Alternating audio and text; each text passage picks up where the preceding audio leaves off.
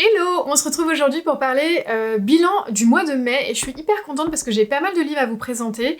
Il y a eu des super bonnes surprises, il y a eu des énormes déceptions. Donc du coup je vous montre tout ça et puis j'espère que vous ferez quelques belles découvertes. Par rapport à ma palle, écoutez, je suis mi-figue mi-raisin si je puis dire, parce que sur les 15 livres du coup que j'avais sélectionnés, j'en ai quand même lu 6. J'en ai 2 qui sont en cours, donc en fait ça fait à peu près, on va dire, 8 sur 15, qui est quand même bien mieux que les fois précédentes, donc... Ouh, excusez-moi. Je suis quand même assez contente. Après, je suis un petit peu sceptique parce que je me dis, bah néanmoins, je fais quand même pas mal de pales, je lis quand même pas tout. Au fur et à mesure du mois, il y a quand même des envies voilà, qui viennent se greffer pour d'autres ouvrages, donc... Je me pose un petit peu la question de savoir si c'est encore pertinent de les faire. Je vous avouerai que voilà, ces temps-ci, je sais pas trop. En même temps, je trouve qu'il y a un côté un peu excitation de début de mois qui est sympa, de choisir voilà une pile un peu fraîche et tout. Et puis ça permet aussi de caler certains livres où je me dis non mais là tu déconnes, ça fait beaucoup trop longtemps qu'ils sont dans ta bibliothèque. Donc je sais pas. Écoutez, je veux bien votre avis. Je me posais la question par exemple si c'était pas intéressant de réduire les bilans parce que bah, souvent ils font 40-50 minutes parce que j'ai une dizaine de livres à vous montrer, c'est quand même assez long. Peut-être me dire à chaque fois que j'en lis 5, je vous fais une vidéo, mais du coup je vous fais pas de pales. Voilà, bah écoutez, dites-moi votre avis, dites-moi si ce sont des vidéos que vous aimez ou que dont vous pourriez vous passer, ça m'intéresse. Quoi qu'il en soit du coup, vous allez voir, je vais vous faire en fonction en fait de mon mois de lecture, comme ça vous verrez un petit peu mon état d'esprit et tout à chaque fois, parce qu'en fait quand on fait du moins bon au meilleur, c'est rigolo, mais parfois, là ce mois-ci ça se prêtait beaucoup moins, parce que vous verrez, je pense que vous comprendrez un petit peu mieux pourquoi certains m'ont fait péter un câble, et pourquoi aussi ça m'a fait un petit peu dévier de ma palle. Le premier que j'ai lu du coup, et qui pour le coup est une excellente surprise, et qu'est-ce que je suis contente de l'avoir enfin sorti de ma palle, c'est Belladonna de Adeline Grace. Donc je vous avais expliqué, c'est un livre que j'avais essayé de lire plusieurs fois, je l'ai reposé, etc. Pourquoi ? Parce que c'est quand même un livre qui est un petit peu longué, donc ça il faut le savoir quand on va rentrer un petit peu dans cette trilogie. C'est que, bah, mine de rien, c'est assez lent, mais après l'avoir lu en entier, je pense que c'est une lenteur qui est quand même assez délibérée et qui sert l'ambiance gothique du roman, et donc il faut faire avec. Enfin vraiment, c'est un livre qui est donc young adult, donc il n'y a pas de smut, même s'il y a des scènes un petit peu, on va dire, de tension. C'est un no smut, donc vous pouvez y aller les yeux fermés pour ceux que ça dérange. On va suivre du coup Signa, qui est une jeune femme qui a 19 ans quand on entre dans le roman, et qui en fait est sur le point de toucher son héritage, mais d'ici là, elle passe de famille d'accueil en famille d'accueil parce que ses parents sont décédés, et en fait, à chaque fois qu'elle va dans une famille, eh bien la personne qui s'occupe d'elle décède parce que, bah, par les événements, on va dire.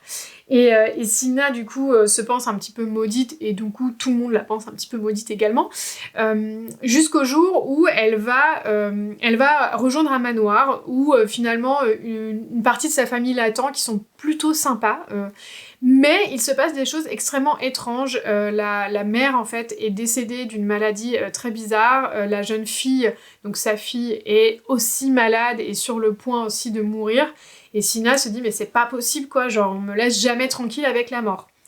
Et c'est pas pour rien parce qu'en fait Sina a une compétence assez particulière qui est qu'elle voit les morts en fait, elle peut leur parler, elle peut interagir avec eux, et elle peut voir aussi l'ange de la mort. Mais aussi, elle ne peut pas mourir. Donc a priori, elle va essayer de temps en temps des expériences un petit peu bizarres pour essayer comme ça de mourir, mais à chaque fois ça ne fonctionne pas. Donc c'est vraiment un roman qui est d'une originalité surprenante, et qui est d'une ambiance qui est glaçante. Enfin, vraiment, parfois, je vous jure, je suis quand même un petit peu une flippette, mais vraiment, parfois, j'avais peur, quoi. Je lisais ça le soir, j'étais là, non, je vais changer de lecture, je vais lire autre chose, parce que vraiment, le côté manoir sombre, les couloirs, les espèces de fantômes un peu effrayants qui peuvent surgir de nulle part et tout, plus bah, le fait que les gens meurent dans des circonstances un peu bizarres. Voilà, mais franchement, génial. J'ai vraiment beaucoup aimé. Je lui ai mis 4,5 sur 5 parce que je lui ai mis un 0,5 au moins, parce que néanmoins, c'était un petit peu longué. J'ai trouvé que l'héroïne, parfois, manquait un petit peu de suspicion, c'est-à-dire qu'elle était un petit peu naïve. Néanmoins, c'est très bien écrit, c'est très joli. Il y a un côté un peu... Il y a un côté beau, en fait, dans ce livre-là, qui m'a énormément plu et qui me donne très envie de lire la suite. Parce que, même si ce sont plus ou moins des tomes compagnons, à chaque fois on va suivre un personnage différent, je pense quand même qu'il faut les avoir lus dans l'ordre, parce qu'il y a quand même une certaine trame en termes de logique de l'histoire et de l'intrigue que vous allez manquer si vous passez directement aux deux. Ensuite, j'ai lu le Pumpkin Spice Café de Laurie Gilmore, j'ai envie de vous dire, Laurie Gilmore, le Pumpkin Spice Café, enfin vraiment, on est vraiment dans un délire Gilmore Girl. Donc on est dans cette romance un petit peu small town. Alors moi, je me le suis fait en audio, sachez qu'il est sur Nextory pour info. Il est sorti aussi en e-book en français, et je crois qu'il n'est pas sorti en format papier, je veux pas vous dire de bêtises, mais je crois que c'est bien le cas. Si je me suis trompée, je vous mettrai une photo du format papier, mais pour moi il était sorti que sur Kindle. Écoutez, j'ai été très déçue de ce livre, pour ne rien vous cacher. J'ai trouvé que c'était mignon, mais que ça cassait vraiment pas trois pattes. En fait, on va suivre deux personnages qui s'appellent Ginny et Logan. Donc Ginny, elle va hériter plus ou moins du café de sa grand-tante, parce qu'elle est partie un petit peu à la retraite. Elle lui dit, bon bah maintenant c'est ton tour de t'en occuper. Et puis comme elle est un petit peu au bout de sa life, elle se dit, bon bah super opportunité pour moi de faire autre chose. Et Logan, c'est un peu le fermier du village, si vous voulez, un peu bourru, un peu grumpy sunshine si vous voulez, et qui lui en fait est tombé amoureux d'une nana, qui lui a fait croire monts et merveilles, et qui s'est cassé pour rejoindre la grande ville du jour au lendemain. Donc depuis, les citadines, il est pas hyper à l'aise, quoi. Si vous voulez, il y avait quand même des éléments, parce qu'il y a le côté un peu small town, tout le monde est gentil, tout le monde s'interfère dans les relations et tout. Et je suis désolée, je vais dire un truc qui est un peu méchant, mais alors que Sarah Adams, elle vous fait des small town de ouf, là j'ai trouvé que c'était pas réussi. J'ai trouvé que tout sonnait un petit peu creux, que c'était mignon. Franchement, il n'y a rien à reprocher à ce livre. Moi je lui ai mis 3 sur 5, c'est-à-dire c'est la petite romance mignonne qui va pas vous laisser un souvenir impérissable, mais qui fait plaisir, qui réchauffe le cœur et tout. Mais rien n'est vraiment bien fait, c'est-à-dire qu'on a l'impression que tout est un petit peu surjoué, que les éléments sont un petit peu forcés un peu partout, et du coup bah, j'ai eu du mal à acheter l'histoire en fait, à rentrer dedans et à me sentir hyper concernée par les personnages. Pour autant, alors je pense aussi que la narration a pas aidé, parce qu'il y avait certaines voix qui étaient un petit peu caricaturales, donc peut-être que ça a aussi forcé ce trait-là, je saurais pas vous dire. Mais voilà, j'avais commencé à lire en anglais, c'était déjà un peu l'effet que ça m'avait fait.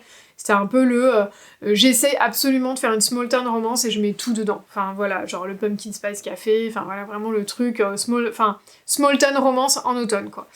Et voilà, donc moi je vous le conseillerais pas forcément, sauf si vous avez envie d'un truc un peu cucute qui passe le temps. Sinon voilà, pour moi c'est pas une romance qui va changer votre année, quoi. En revanche, si vous voulez une romance qui va changer votre année, je vous propose de lire du coup Romance à l'anglaise de Erika George, qui est sortie aux éditions Casterman, qui a été un coup de cœur monumental. C'est-à-dire que ce livre, c'est un peu un Jane Austen si vous voulez, mais écrit de façon beaucoup plus contemporaine et sans le côté très contemplatif. Donc si par exemple voilà, dans Jane Austen c'est quelque chose qui vous fait peur, ce côté Elisabeth qui va regarder la lande, qui va avoir une introspection, etc. et tout, qui fait pour moi la beauté de Jane Austen, et c'est pour ça qu'on lit ses romans. Mais si c'est quelque chose qui peut vous rebuter, qui vous fait peur, je pense que ce livre est une excellente introduction finalement à ce genre, sans tomber dans le côté je lis un classique qui peut être un petit peu lourd. Donc franchement j'ai adoré. On suit du coup Blythe et Briggs, qui sont deux personnages en fait qui se détestent mutuellement depuis toujours, jusqu'au jour en plus où Briggs a fait une vacherie en fait à Blythe et qui l'a humilié comme jamais, donc elle pense que c'est un connard fini. Malheureusement ils vont devoir plus ou moins s'entraider, puisque lui en fait se retrouve sans le sou et doit vraiment épouser une héritière, sinon il va perdre son domaine. Et elle veut absolument mettre en place son commerce, parce qu'elle est apicultrice. Et elle se dit, mais en fait, s'ils m'aident pas à entrer dans les hautes sphères et à vendre mes ruches, on va me forcer aussi à épouser quelqu'un et je vais pas pouvoir garder mon indépendance. Donc en fait, si vous voulez, ce que j'ai trouvé extrêmement fort dans ce livre, c'est que chacun a de vraies circonstances qui l'amènent à chercher l'aide de l'autre, et chacun est vraiment torturé finalement par sa situation. On n'est pas dans ce petit truc hyper léger, chacun a des problèmes et finalement ça se règle facilement. Non, pas du tout en fait. Vraiment, on sent que l'un comme l'autre a un objectif extrêmement précis. L'amour va se mettre au milieu en fait de tout ça et va les faire énormément se questionner sur leur objectif, mais il faut avant tout qu'ils s'en sortent. Donc franchement, j'ai trouvé que c'était très beau. J'ai trouvé que leur histoire d'amour était extrêmement belle, j'ai trouvé ça très très bien écrit, j'ai trouvé que c'était hyper attachant. Alors forcément, il y a un côté un petit peu tout finit bien, etc. qui est un petit... c'est une romance, voilà, donc c'est ce qu'on cherche et tout. J'aurais peut-être aimé un final un tout petit peu plus spectaculaire. J'aurais peut-être aimé, avoir une scène, vous voyez, du grand final, on va dire, de la grande révélation, ou de la grande déclaration un petit peu plus ouf. Mais si on reste finalement dans une veine très Jane Austen, en fait, c'est un peu aussi ça qu'on voit dans ces romans. Donc pour moi, le fait que voilà, cette image ait été choisie, qui ressemblait énormément à l'une des scènes phares de Orgueil et Préjugés de 2005, il n'y avait pas de mystère, mais franchement, c'est une réussite. Si vous voulez vraiment passer un très très bon moment dans une romance à l'anglaise, n'hésitez plus. Ensuite, je me suis fait un audio et comme j'étais dans romance à l'anglais, je suis restée du coup dans la Régence. Et là, j'ai lu le tome 3 de Roxby, du coup, de Julia Quinn. Donc vous savez qu'il y a cette série que j'avais déjà commencé où on suit à chaque fois un frère d'une fratrie qui est donc la fratrie Roxby, qui connaît les Bridgerton, mais ça se passe bien avant finalement les Bridgerton.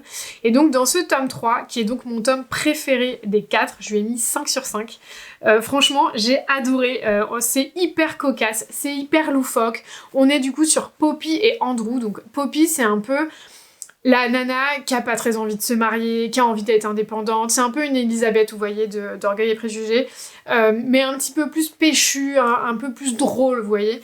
Et donc Poppy, elle aime bien faire des marches le long de la plage, toute seule, etc., sans gardienne, etc., jusqu'au jour où malheureusement, elle va vouloir visiter une grotte et qu'elle va tomber sur un chargement illégal.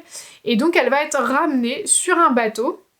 Et on va lui dire, en fait, vous étiez pas censé voir ce que vous avez vu, donc vous allez venir avec moi sur mon bateau. Donc ça, c'est Andrew, qui est donc finalement un Roxby, et qui va lui dire, je vous emmène au Portugal, je vais décharger ma cargaison, et quand on reviendra en Angleterre, je verrai bien ce qu'on fera de vous, quoi. Donc elle est là, mais what? À quel moment, en fait, je vais rester sur ce bateau pendant 2 semaines? Et finalement, se lie entre eux au tout début, bien évidemment, un côté un peu enemies to lovers, c'est-à-dire que c'est quand même sa captive, elle a pas envie d'être là, mais en même temps, ça lui permet de voyager, donc elle est quand même un peu contente, enfin, elle est un petit peu entre deux eaux, et lui est un capitaine, mais aussi un espion, donc finalement, il faut absolument pas que cette Poppy vienne mettre à mal ses objectifs, donc il va vouloir la garder, c'est sa captive, mais en même temps, il l'aime bien, et il va se mêler à tout ça, évidemment, une histoire d'amour. C'était génial, j'ai adoré, j'ai passé un trop bon moment, j'ai trouvé ça drôle, j'ai trouvé ça touchant, j'ai adoré les deux personnages, j'ai adoré leur façon d'être, j'ai adoré le fait que c'était intelligent, et vraiment je vous le conseille parce que on voyage, il y a ce côté un petit peu vie sur le bateau, il y a ce côté équipage, cette fille un peu seule et tout, c'était très très très mignon, et vraiment voilà, c'était une lecture hyper fraîche. Pareil, je vous dis pas que dans 5 ans, je me souviendrai de tous les tenants et aboutissants de cette romance, mais si vous avez envie de passer un bon moment, celle-ci, je vous la conseille vraiment. Ensuite, j'ai commencé à lire Le Trône de cendre de Chloé Sepeñaranda, et malheureusement, je pourrais pas vous en parler, puisque comme vous pouvez le constater, je ne l'ai pas fini. Il s'avère que c'est quand même une sacrée bricasse, je pensais pas, parce que je pensais qu'il faisait à peu près 500 pages, il en fait 740. Là, malheureusement, je ne suis qu'à 560 pages, donc il m'en reste quand même pas beaucoup, il me reste environ 200 pages. Mais franchement, j'ai hâte de vous en parler, j'ai plein de choses à dire sur ce livre, donc je vous garde ça du coup pour le prochain update. J'ai enchaîné en termes d'écoute du coup avec le tome 4 de Roxby aussi de Julia Quinn, que j'ai beaucoup moins aimé malheureusement, je vous le conseille pas nécessairement. Alors, si vous comptez tous les lire, il faut le lire bien évidemment. Moi j'ai moins accroché, là on suit 2 personnages, j'ai même pas noté les noms, c'est pour vous dire à quel point vraiment ils m'ont laissé une impression vraiment toute moyenne. On suivait 2 personnages du coup, une jeune femme qui est malheureusement un peu trop gentille, un peu trop naïve et qui va se retrouver dans une situation hyper compromettante. compromettante, je vais y arriver, et donc sa réputation est vraiment très mise à mal, et finalement un de ses amis d'enfance, qui est donc le dernier Roxby, va accepter de l'épouser pour la sauver de l'opprobre social, on va dire. Et c'était mignon, mais en fait, si vous voulez, c'était très autour de la médecine, parce que lui fait des études de médecine, elle va très très vite s'intéresser à ça, parce qu'elle est brillante, et qu'elle adore, elle a une certaine curiosité intellectuelle et tout. Et ça va très très vite tourner autour de ça, en fait. Et finalement, leur histoire d'amour va un petit peu se passer au second plan, et moi, du coup, ça a fait que j'ai trouvé ça un peu moyen, parce que je trouvais que on comprenait pas trop pourquoi ils tombaient amoureux, on comprenait pas trop comment leur attachement s'était né, si ce n'est peut-être d'une certaine reconnaissance l'un dans l'autre d'une curiosité intellectuelle dont je vous parlais. Voilà, pour moi, ça arrive un petit peu comme un cheveu sous la soupe, et puis on s'ennuie vite, on a juste envie que ça se termine, ce qui est un petit peu dommage. Donc voilà, c'est une romance, j'ai mis 3,5 sur 5, j'ai pas adoré. Ensuite, je vous parle de King of Scott de Liv Stone, qui est malheureusement un livre que pour l'instant j'ai mis en DNF. Je suis assez déçue parce qu'il y avait énormément d'éléments qui pouvaient me plaire, mais franchement, je m'ennuie trop. Il se passe rien, et je pense que après les livres que j'avais lus, où vraiment je trouvais ça hyper chouette et tout, j'avais encore envie de romance, mais j'avais envie de romance, voilà, où ça allait aller vite, où allait se passer des choses et tout. Peut-être que de l'avoir lu en même temps que j'écoutais le dernier tome de Roxby, c'était pas le bon moment, je sais pas. On est dans une Écosse finalement où il faut imaginer que Bonnie Prince Charles a réussi sa révolution là, avec les Jacobites, sa rébellion, et du coup l'Écosse est un État indépendant et qui est donc un royaume. Donc là on va suivre le roi qui est donc Aidan, qui a hérité parce que son père finalement a step back parce qu'il était malade. Et donc il a pris la suite, mais c'est un connard fini quoi, vraiment il prend les filles, les jette...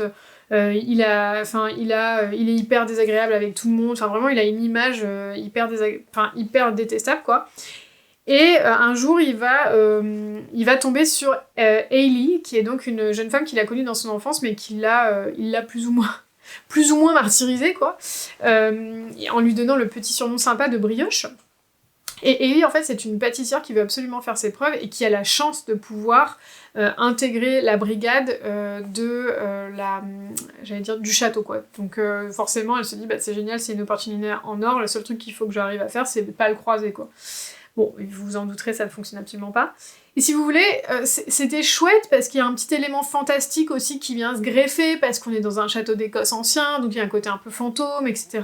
Et on sent que Aidan, sous sa couche de connaritude, a vraiment un bon potentiel d'être un mec sympa, mais c'est trop lent. En fait, là j'ai lu, je crois bien 25% du livre. Ça s'est passé sur quelques jours à chaque fois, mais c'est long, il se passe rien, quoi. Enfin, vraiment, moi, je me sens embourbée dans cette histoire, et du coup, malheureusement, ça fait que j'accroche pas. Alors que je pense qu'il y a des éléments que je pourrais trouver attachants, je ressens rien pour les deux personnages, et donc du coup, j'ai vraiment du mal à croire que ce livre, je pourrais le reprendre. Donc, si vous l'avez lu, qu'il était vraiment génial, n'hésitez pas à me le dire. Sinon, je pense que malheureusement, il restera dans la catégorie TNF. Ensuite, j'ai lu un livre, et préparez-vous, parce que ça m'arrive pas très souvent d'être aussi acide quand t'as une histoire ou quand t'as un roman, mais là, je vais y aller. J'ai lu 1000 femmes blanches de Jim Fergus, du coup, comme je vous ai expliqué, j'ai le 2, du coup, dans ma palle. Je me suis rendu compte que c'était un 2, et donc je me suis pris le tome 1 sur Audible en me disant « Tu vas quand même lire le 1 avant le 2 ». Donc, dans cette histoire, on suit une jeune femme qui est tombée amoureuse d'un homme, sa famille était contre, elle a quand même eu des enfants avec, etc. Et donc, pour un petit peu redorer l'image de sa famille, son père l'a internée dans un asile de fous. Donc oui, il faut savoir qu'à cette époque-là, donc on est dans les années 1800, ça se faisait, on internait les femmes pour X ou Y raison. Si vous avez vu des films, des livres sur la salpêtrière, vous le savez. Voilà.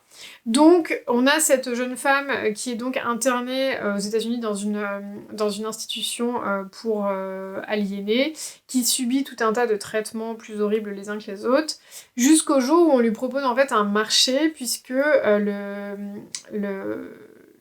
président Grant, a passé un marché avec un général indien, et qui est de dire, si vous voulez vraiment que l'assimilation se fasse, et donc qu'on prenne vraiment part à la société, il faut qu'on puisse se marier et faire des enfants avec des femmes blanches.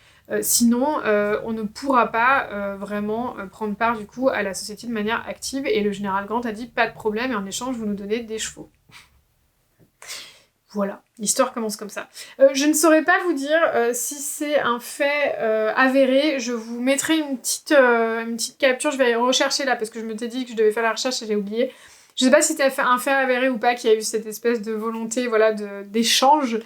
Mais voilà, donc ça commence de façon quand même assez sordide, on est quand même en train de se dire qu'on va faire un échange un petit peu bizarre. Après, ce que dit le président, c'est il faut que ce soit que des femmes qui sont consentantes.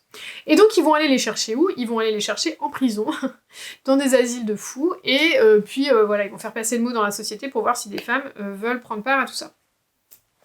Évidemment, elle est dans une situation tellement désespérée qu'elle va dire bah oui, prenez-moi, je vais aller refaire ma vie et au moins je vais éviter de crever dans cet endroit sordide. Et elle va faire la rencontre de tout un tas de femmes comme ça, qui ont fait un peu le même choix qu'elle, soit parce qu'elles viennent de familles du Sud, qui sentent bien que elles n'ont plus la vie qu'elles avaient avant, donc du coup elles décident d'intégrer ça, soit on est avec une jeune femme qui était en prison et qui a envie de sortir et se dit une fois que j'aurai fait mes 2 ans avec mon mari, je ferai ce que je veux, parce qu'en fait le deal c'est ça, il faut qu'elle reste 2 ans mariée avec un Indien et après elles peuvent s'en aller, divorcer, refaire leur vie, peu importe. Voilà. Donc, si vous voulez, l'histoire en elle-même pouvait être géniale et pouvait faire que ce livre était un chef-d'œuvre parce qu'il y a ce côté contexte extrêmement puissant, en fait. Vraiment, on est avec cette femme qui subit un nombre de trucs. Alors, sachez que, méga trigger warning, hein, il y a des viols tout le long du bouquin. Donc voilà, ça c'est hyper important de savoir, parce que moi c'est un sujet envers lequel je suis extrêmement sensible, et alors là, en veux-tu, en voilà, quoi. La maltraitance des femmes de A à Z par tous les moyens, vous pouvez être sûr que c'est dedans. Donc, en fait, ce qui m'a vraiment énervé en fait, si vous voulez, dans ce livre, c'est que je n'ai rien aimé. C'est-à-dire que j'aurais pu tout aimer parce que ça a le genre de contexte historique que j'adore. Il y a ce côté femme forte qui va essayer de se relever, de renaître de ses cendres, même j'ai envie de dire, à ce stade, et que ce sont des éléments que j'aime. Mais, alors là, je vais être hyper méchante, Jim Fergus ne sait pas écrire le point de vue d'une femme. Enfin, ne sait pas en fait. Et quand on est un homme et qu'on ne connaît aussi peu et aussi mal les femmes, on ne devrait pas écrire des livres du point de vue d'une femme. C'est juste terrible, parce que vraiment, il n'y avait rien qu'à aller. On parle quand même d'une nana qui se fait violer tous les soirs dans son institut, et elle parle de ça en mode... Vraiment, comme si de rien n'était. Enfin vraiment, genre oui, faut dire que ce mec me montait dessus tous les soirs, machin. Et moi j'étais là, j'ai dû arrêter ma lecture et réécouter la phrase pour dire mais ok, donc à la rigueur, je suis passée outre en disant bon, très bien, c'est un traumatisme, elle passe outre, machin. C'est pour ça, ça explique aussi pourquoi elle rejoint cet enfer-là, dans lequel elle va se mettre là. Mais il y avait rien qu'à quoi, il y avait aucune émotion, il y avait une utilisation aussi de mots comme négresse, sauvage, à longueur de temps, que je trouvais extrêmement inapproprié. J'ai trouvé que les femmes étaient très très mal dépeintes. Elle voit un général, direct ça va être, elle tombe amoureuse de lui en 10 secondes. J'étais à what, mais genre elle le connaît depuis 2 jours, enfin aucun rapport quoi. Et on sait pas pourquoi en fait. Enfin je veux dire, ok, intellectuellement ils s'entendent bien, mais... ça va pas plus loin, quoi. Elle va habiter auprès de son mari, elle va essayer de s'intégrer dans cette culture, et elle le dit, en fait, qu'elle veut s'intégrer, en fait, qu'elle veut que ça se passe bien, et pour autant, elle passe son temps à les qualifier de sauvages et tout, parce qu'en fait, ce qu'on suit, en fait, c'est ses écrits, donc elle nous parle, en fait. Et elle va pas arrêter de dire les sauvages, et j'ai envie de dire, mais c'est bon, là, maintenant, t'en as épousé un, tu fais partie de leur culture. Et en fait, au lieu de nous montrer, voilà, comment elle va connecter avec les gens, comment elle va essayer de communiquer avec eux parce que ils parlent pas la même langue, comment elle va se rapprocher de certaines femmes, et que c'est comme ça, en fait, qu'elle va mettre en place une certaine aisance pour vivre dans ce nouveau milieu qui est quand même hyper sauvage et hyper abrupt. Non, on va pas en parler de ça. On va en mettre 2 lignes de oui, vous comprenez, du coup, elle va apprendre ça à la nanette va lui apprendre ça, et bon, du coup, elles s'entendent bien. Hein ? Mais ce n'était que ça. Enfin, vraiment, on s'attache à personne, parce qu'on a absolument rien qui nous y pousse. Et vraiment, le truc qui a sonné le glas pour moi, à un moment donné, il y a une scène de viol collectif par une autre tribu indienne, je crois. Je crois que c'est ça. Et donc, ces femmes vivent quand même un moment extrêmement dur, extrêmement traumatisant ensemble. À la fin de l'épisode, elles se font un pacte en disant « on n'en parlera plus jamais ». Pardon ? Enfin, vraiment, j'étais là, mais non, en fait. Enfin, au contraire, je veux dire, là, ça aurait été le moment pour qu'elles se rapprochent, pour qu'elles puissent se dire, mais en fait, on est là les unes pour les autres, on a vécu ça ensemble, on sait ce que c'est. Que l'une, par exemple, d'entre elles dise, moi, je veux plus jamais en parler, ne m'en parlez plus jamais, je peux comprendre. Par contre, que collectivement, elles décident d'étouffer comme ça la parole, de supprimer la parole des victimes en se disant, il faut surtout pas qu'on en parle, etc. Et donc, forcément, il y en a une qui brille, hein, soyons clairs. N'importe quoi. Ça m'a achevé. J'ai dit, ok, t'as rien compris. En fait, t'as rien compris. Genre, t'as rien compris de comment la personne aurait vécu la chose. T'as rien compris de comment fonctionne une femme. T'as rien compris de la solidarité féminine. T'as rien compris... Enfin, vraiment, ça m'a... Mais je vous jure, j'étais tellement énervée qu'en fait, à 85% du livre, j'ai dit stop. En fait, là, je crois que j'ai plus du tout envie de donner 1 minute de mon temps à cet auteur et à cet ouvrage, tellement c'était une honte. Quand je vois qu'il y a eu une suite, qu'il y a eu en fait des espèces de tomes compagnons et tout. Quand je pense qu'un éditeur a lu ça en se disant « Attends, t'as envie de mettre du viol, du traumatisme, on appelle négresse à tout va, on dit que c'est des sauvages, mais vas-y gars, t'as envie d'écrire un livre comme ça, mais vas-y mon gars. Et non seulement vas-y 1 fois, mais 2 fois, mais 3 fois, mais on est derrière toi. » C'est hallucinant. Enfin, hallucinant, je me dis, mais quand je vois le nombre de livres qui sont pas publiés chaque année et qu'on publie des trucs comme ça, mais...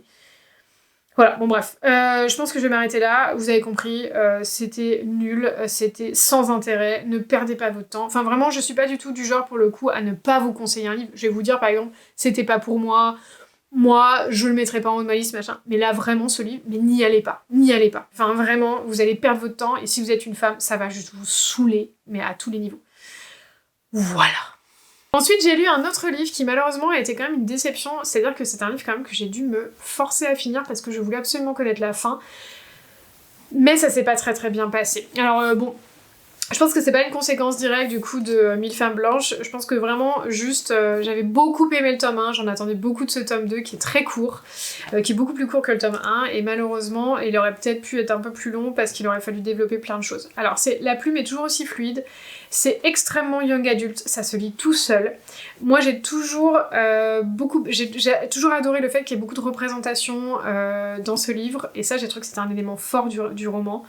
Par contre, c'est à peu près tout ce qui allait. Parce qu'en fait, dans le tome 1, on suit Briseis, du coup, qui est donc cette jeune femme-là qui communique avec les plantes et qui va se retrouver mêlée à l'histoire de sa famille qui est liée notamment à Hécate et à Médée. Donc c'est hyper intéressant, il y a ce côté un petit peu recherche archéologique, mythologique, etc. Enfin vraiment le premier était très très bien. En plus l'héroïne est extrêmement attachée envers ses mamans et j'ai trouvé que c'était très beau, enfin il y a vraiment un lien très très fort. C'est quelque chose qu'on retrouve ici, mais dans ce tome 2, je sais pas ce qu'elle a fait Kelly Barron, mais elle est partie en cacahuète. C'est-à-dire que alors qu'on aurait pu continuer l'histoire du tome 1 et lui amener une conclusion qui était intéressante, là, elle a essayé de tout mettre. C'est comme si tous les éléments auxquels elle avait pensé dans le 1, qu'elle avait mis dans un garage, elle les avait sortis, elle les avait balancés dans le roman. Et donc on se retrouve avec tout un tas de créatures, de dieux, je vais y arriver, de déités là, mythologiques et tout qui sortent et on ne sait pas d'où quoi. Enfin ça vient vraiment comme un cheveu sur la soupe. Toutes les 30 pages, et hop, je te ponds un dieu, et hop, je te ponds une créature, et hop, je te ponds un truc... J'étais là, mais... Quoi ? Et donc du coup, bah, c'est pas crédible. Du coup, on n'y croit pas du tout. Je suis arrivée à la fin, j'étais quand même assez surprise de la fin, que j'ai trouvé qu'elle était pas si mal que ça, parce que ça m'a un peu surpris, je m'attendais pas vraiment à ce qu'il se passe ça, et c'était pas mal, mais pour moi... beaucoup trop de facilités scénaristiques qui n'étaient pas construites, qui arrivaient vraiment de nulle part, qui fait qu'à un moment donné, on est en train de se dire bon bah on va prendre ça pour acquis, on continue, on verra bien à la fin. Vraiment c'est tellement dommage, parce que bah voilà, elle a essayé, mais elle a mis trop de trucs, et à la fin bah ça fait un boulgui-boulga qui n'est pas très intéressant. Donc c'est un petit peu dommage.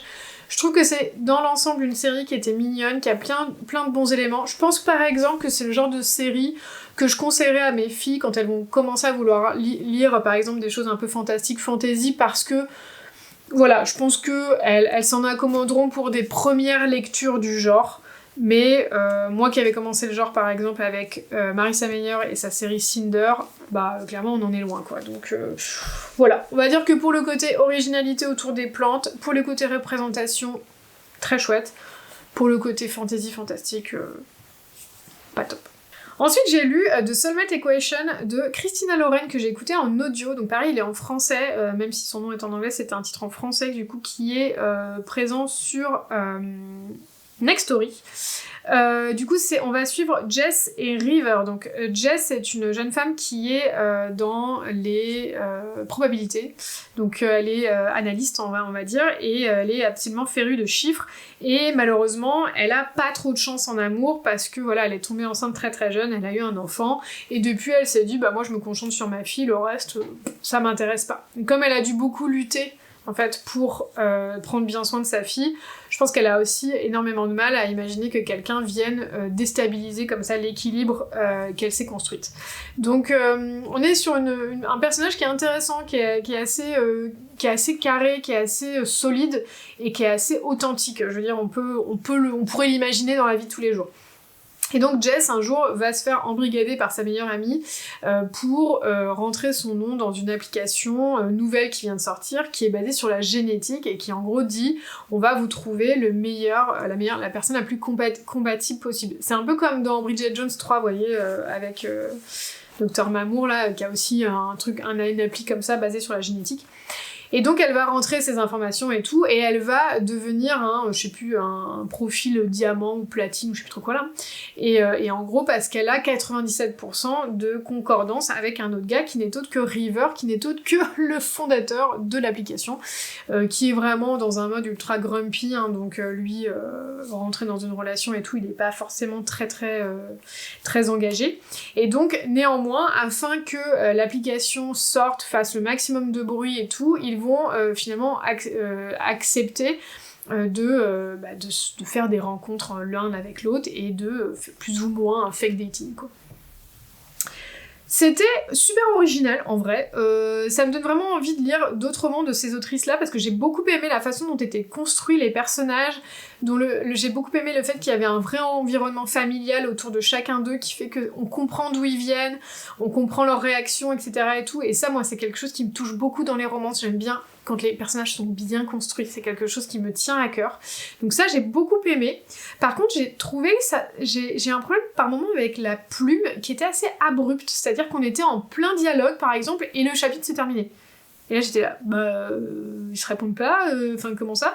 Ça manquait un peu de douceur, ça manquait un peu de fluidité, j'ai trouvé, dans les chapitres et dans l'enchaînement des chapitres, ce qui m'a un petit peu déstabilisée par moments. J'ai même cru qu'il y avait un problème avec l'audio, c'est pour vous dire, où je m'étais dit mais attends, mon truc a bugué, mais non, pas du tout. Voilà, après je trouve aussi que ce qui a manqué dans ce roman-là en particulier, j'ai trouvé qu'on avait un petit peu du mal à voir comment la romance s'était installée. C'est-à-dire que oui, il y a quelques petits éléments par moment où on dit « Ah oui, donc ça c'est un événement fondateur, ça c'est un événement fondateur », mais c'est très succinct. Donc du coup, ça fait que c'était chou, mais voilà, c'était pas transcendant, quoi. Du coup, quand ils arrivent vraiment à leur déclaration, on est un peu genre, ah ok, d'accord. La crise, elle était sympa, je l'ai trouvée bien écrite et j'ai trouvé que c'était intéressant, elle était assez différente de ce qu'on peut voir d'habitude et ça m'a plu.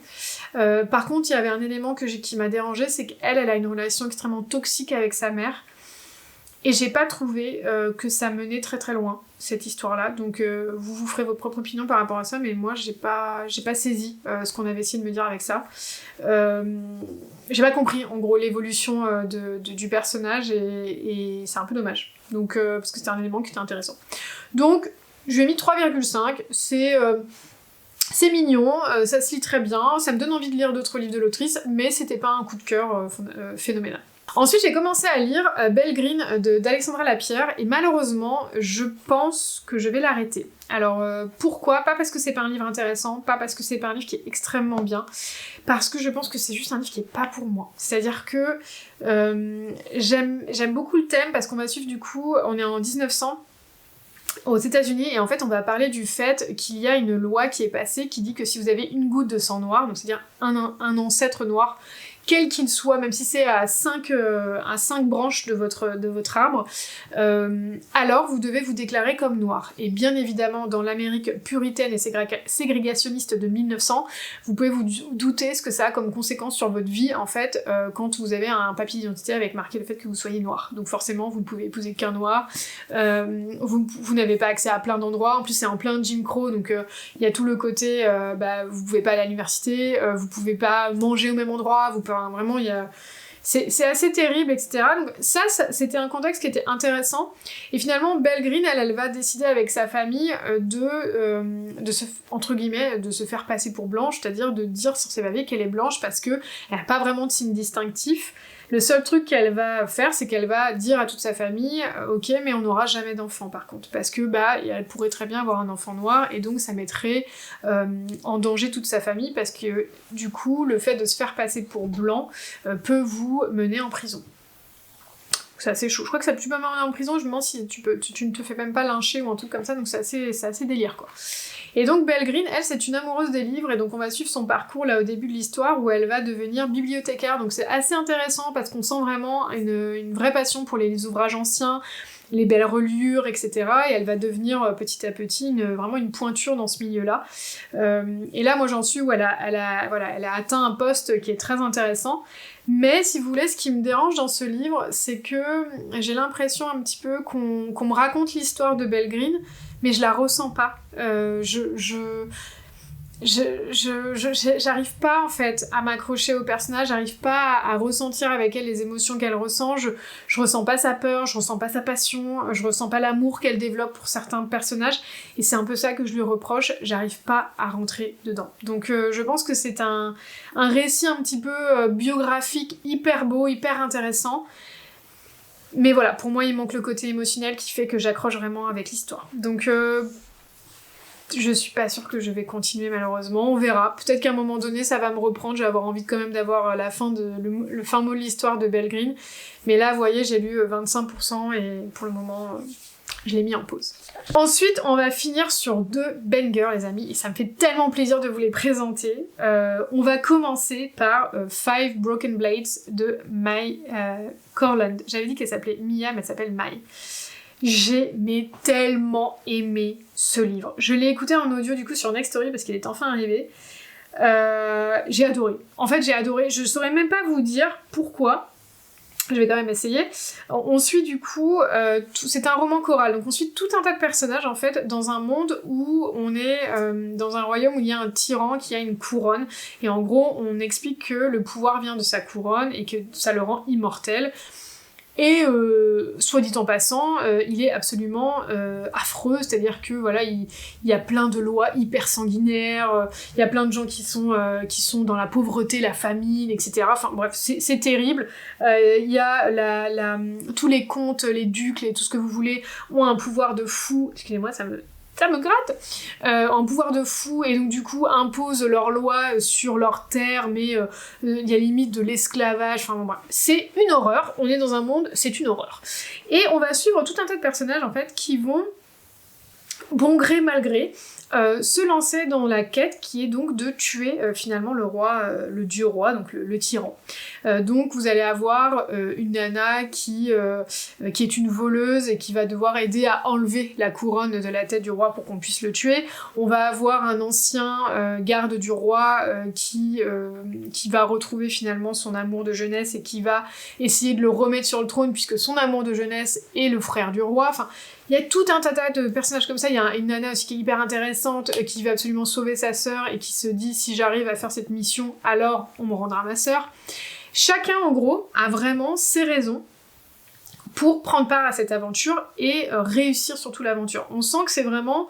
Il n'y a pas le choix en fait, l'échec n'est pas une option, et ça met une tension et une gravité par rapport à cette quête qui est hyper intéressante.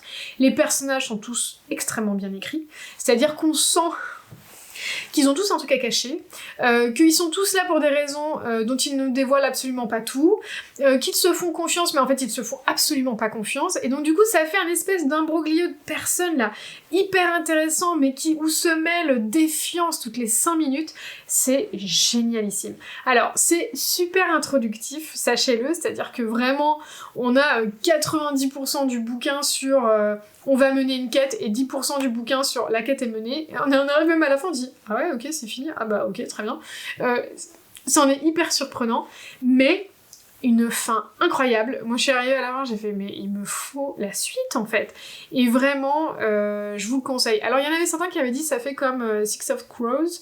Moi j'ai pas trop trouvé Six of Crows, il y avait quand même ce côté où c'est un peu comme une famille, hein, ils se font confiance, ils sont ensemble depuis hyper longtemps, machin et tout.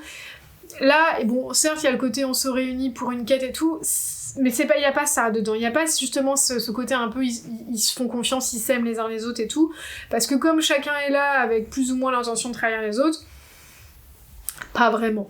Mais par contre c'est hyper dynamique, ça passe en 5 minutes, je l'ai écouté, je crois que le livre fait 11 ou 12 heures, je l'ai écouté en je sais pas combien, en une journée je crois, tellement le truc est passé vite. Vraiment c'est génial, je vous conseille 1000 fois, et moi j'ai juste trop hâte d'avoir la suite. Et le dernier, méga surprise, c'est celui-ci. Donc, Glow of the Everflame de Penn Cole, qui est sorti aux éditions Calix. On va pas se reparler de cette magnifique couverture, hein, je pense que ce n'est pas nécessaire. J'ai adoré, j'ai mis coup de cœur. En fait, je l'ai dégommé. Donc je sais pas si c'est parce que j'avais enchaîné tellement de déconvenues là ces derniers temps avec des romances mauvaises, une fin de série qui était pas ouf, le livre de Jim Fergus qui m'a rendu complètement dingue et tout. Je ne sais pas. Est-ce qu'il est arrivé au bon moment ? Je ne sais pas, mais en tout cas tellement mieux que le 1. Le 1, il était super introductif, on suivait Diem du coup, qui est une héroïne qui est gentille, mais qui est quand même un peu naïve. Ça c'est un truc qui m'énerve, parce que là elle est encore un petit peu... Ça me saoule. Elle est mignonne, mais par moments t'as envie de dire, mais meuf, genre, le truc est in your face là. Enfin je veux dire, il est énorme, il est juste devant toi et tu le vois pas quoi. Par moments j'avais vraiment envie de lui coller des claques, mais... Par contre, j'ai trouvé que l'intrigue était beaucoup mieux construite. C'est beaucoup moins longué, c'est beaucoup moins décousu, l'univers est beaucoup mieux expliqué, on sent vraiment qu'entre le 1 et le 2, l'autrice, elle a fait un bond dans son écriture de ouf. Dans le 1, moi je m'étais sentie un petit peu déstabilisée, un peu perdue, on avait ce royaume comme ça où il y a des descendants qui sont des espèces de faées, chacun a des pouvoirs différents, mais tous s'accordent pour dire que les humains sont des grosses merdes. Et donc on suit Diem, sa mère c'est une guérisseuse, elle aussi c'est une guérisseuse, et elle est un petit peu bizarre, elle ressent des trucs, elle sait pas trop d'où ça vient et tout, et la seule qui pouvait l'aider c'est sa mère, mais elle a disparu. Elle comprend pas pourquoi son père il est pas plus en train de la chercher et tout, donc elle est un petit peu, c'est un peu l'ado rebelle, vous voyez, elle est un peu dans cette phase de sa vie où elle se dit mais merde, moi je veux des réponses, je veux que les choses avancent, je veux comprendre, je veux me comprendre aussi. Et donc elle va rejoindre aussi la rébellion, elle va aller passer du temps aussi près des descendants en tant que guérisseuse du roi, en prenant la place de sa mère, alors que sa mère lui avait dit surtout pas, tu n'y vas pas. Donc ça c'est tout ce qui se passe dans le 1, mais c'était ultra introductif, c'est-à-dire que 95% du bouquin, il se passait quasiment rien, et sur les 5 derniers, on était là, quoi Et bah là, elle l'a pas fait. Vraiment, tout le livre, j'étais là, mais c'est trop bien en fait. Enfin vraiment, on est pris dans des intrigues de cour. Diem, évidemment, va se retrouver avec un destin absolument incroyable, mais elle gère pas du tout, ce qui est très très bien, ce qui fait que vraiment, on sent qu'il y a une montée en puissance de Diem, qu'elle est pas du tout en contrôle de ce qui lui arrive, etc. C'était vraiment super bien. La romance est très très bien menée, j'ai bien aimé, il y avait une espèce de triangle amoureux, mais qui n'en est pas vraiment un, on est plutôt sur une quête de Diem entre son ancien elle et sa nouvelle vie, et cette espèce de combat intérieur qu'elle va mener pour se dire mais comment je fais pour réconcilier deux mondes, deux moi qui sont complètement irréconciliables et tout. J'ai trouvé que c'était extrêmement bien fait, c'était bouleversant par moments. Moi franchement j'ai eu ma petite larme au bord des yeux en mode quand même c'est un peu dur, trop bien. Et la fin, mais pas possible en fait. Là vraiment j'étais là genre mais y a pas la suite. Alors franchement ils sont sympas parce que la suite sort dans très peu de temps, je crois qu'elle sort tout début juillet, donc on a à peine 1 mois et demi à attendre, et Dieu merci. J'espère que pour le 4e ça va pas être pareil, parce que je crois qu'il y en a 4 ou 5 hein, dans cette série, mais vraiment moi qui étais pas ultra convaincue, qui me disait si le 2 ça passe pas j'arrête, et bah le 2 génial, coup de cœur, j'ai trop hâte de continuer cette série. Voilà pour tous les livres que j'ai lus, donc vous voyez, il y en avait quand même pas mal. Il y a eu quand même pas mal de déconvenues, donc c'était un petit peu triste ce mois-ci parce que voilà, il y avait plein de choses que j'avais commencé avec excitation et qui sont pas forcément terminées hyper bien. Par contre, ce qui est très cool, c'est que j'ai sorti une mamie de ma part qui était Belladonna. J'ai terminé une série, et donc ça me fait trop plaisir. J'ai même terminé 2 séries parce que j'ai terminé aussi les Roxby, donc ça m'a fait aussi trop plaisir. J'ai continué du coup, parce que je suis dans Les Héritiers d'une Gardia, là, le tome 3. Donc franchement, je suis assez contente de manière générale sur le bilan, même si vraiment j'ai envie d'avoir des coups de cœur, j'ai envie d'avoir des 5 étoiles, parce que comme mon mois a trop bien fini, bah là j'ai envie de ça quoi, j'ai envie d'autres livres comme Glow of the Everflame et comme Five Broken Blades.